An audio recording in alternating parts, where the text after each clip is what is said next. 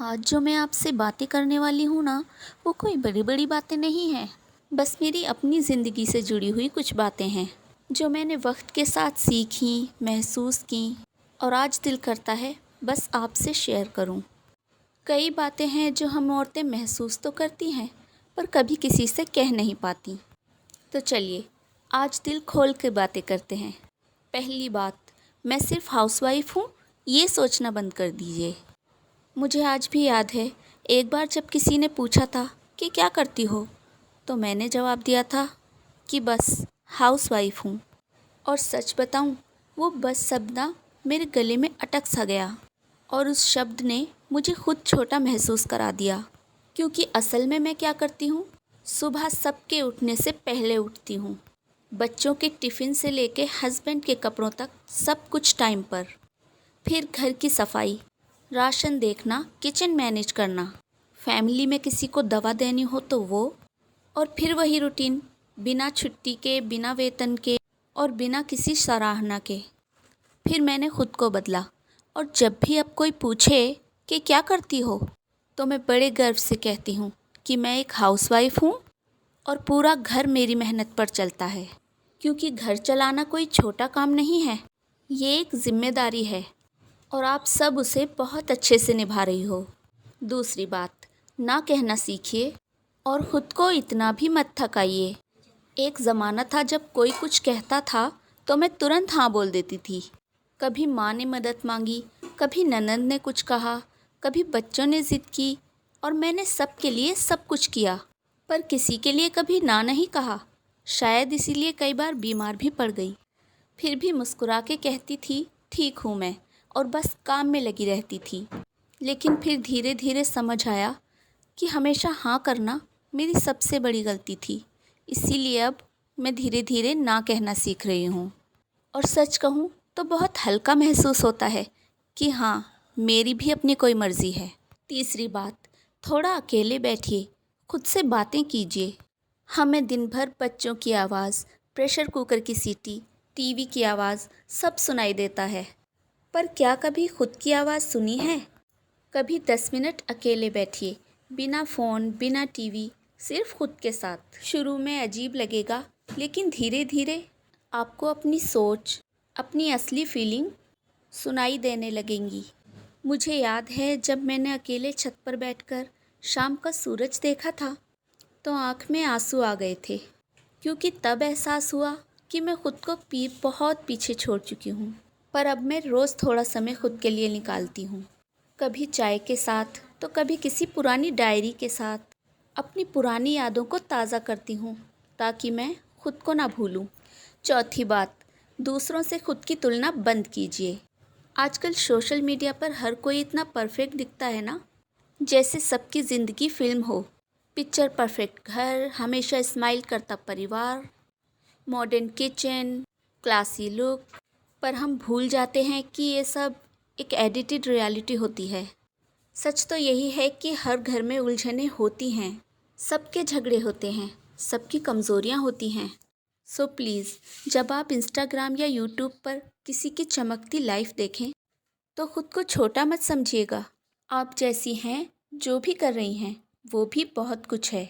पांचवी बात, हर किसी को खुश करना ज़रूरी नहीं होता। जब आप थोड़े छोटे होते हैं, या यूँ कहूँ कि जब आप थोड़े यंग होते हैं, तो बहुत सारी बातें आपको अंदर से परेशान करती हैं।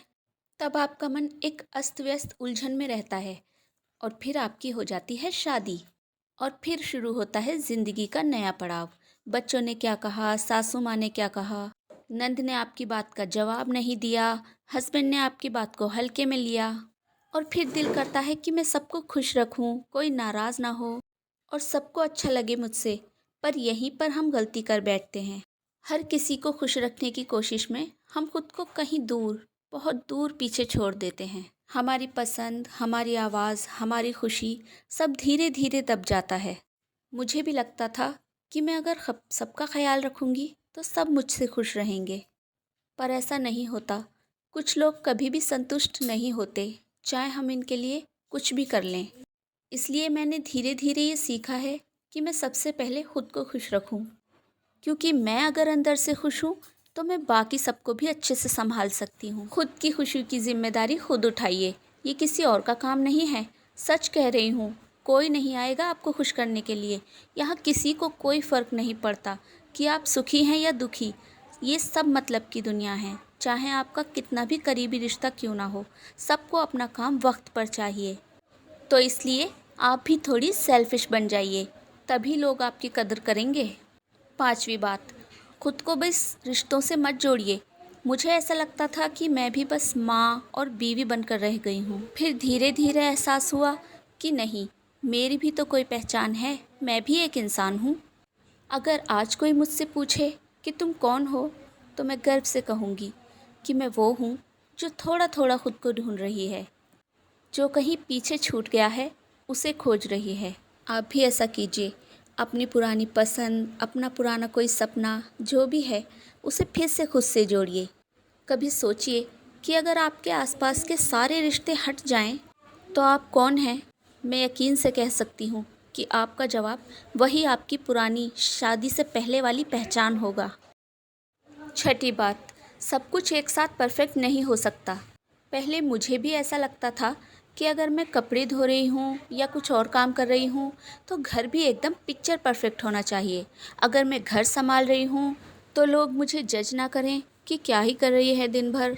और फिर समझ आया कि सब कुछ एक साथ परफेक्ट नहीं हो सकता। हर दिन सब कुछ प्लान के मुताबिक नहीं होगा। कभी रोटी जल जाएगी, कभी मूड खराब रहेगा, कभी सब्ज़ी अच्छी नहीं बनेगी, कभी कुछ करना चाहोगे पर हो नहीं पाएगा। और ये नॉर्मल है। ज़िंदगी कोई इंस्टाग्राम की स्टोरी नहीं है जिसमें हर फ्रेम सजा संवरा हो। कभी कभी थोड़ी गड़बड़ी हमें असली इंसान बनाती है। 7वीं बात, हर रिश्ते को बचाना सिर्फ आपकी ही ड्यूटी नहीं है। कई बार हम लड़कियां सोचती हैं कि रिश्ते में दरार आए तो हम लड़कियों को ही ठीक करना चाहिए। चुप रह लें, समझौता कर लें, कुछ ना कहें ताकि रिश्ता बना रहे। पर रिश्ते 2 लोगों से बनते हैं और उन्हें निभाने की जिम्मेदारी भी 2 लोगों की होती है। अगर आप अकेले ही सब कुछ सह रही हैं, समझौते पे समझौता कर रही हैं और सामने वाला कुछ नहीं कर रहा, तो ये रिश्ता नहीं, बस एक बोझ बन जाता है। फिर चाहे वो रिश्ता सास बहू का हो, हस्बैंड वाइफ का हो या ननंद भाभी का हो। आपका साइलेंस आपकी समझदारी नहीं कहलाता। कई बार सामने वाले उसे आपकी कमज़ोरी समझने लगते हैं। इसलिए जहाँ ज़रूरत हो वहाँ बात करना भी सीखिए। 8वीं बात, लोग क्या कहेंगे, ये सबसे बेकार सोच है। मैं गारंटी से कह सकती हूँ कि कितनी बार आपने कोई चीज़ इस वजह से नहीं की कि लोग क्या सोचेंगे, लोग क्या कहेंगे।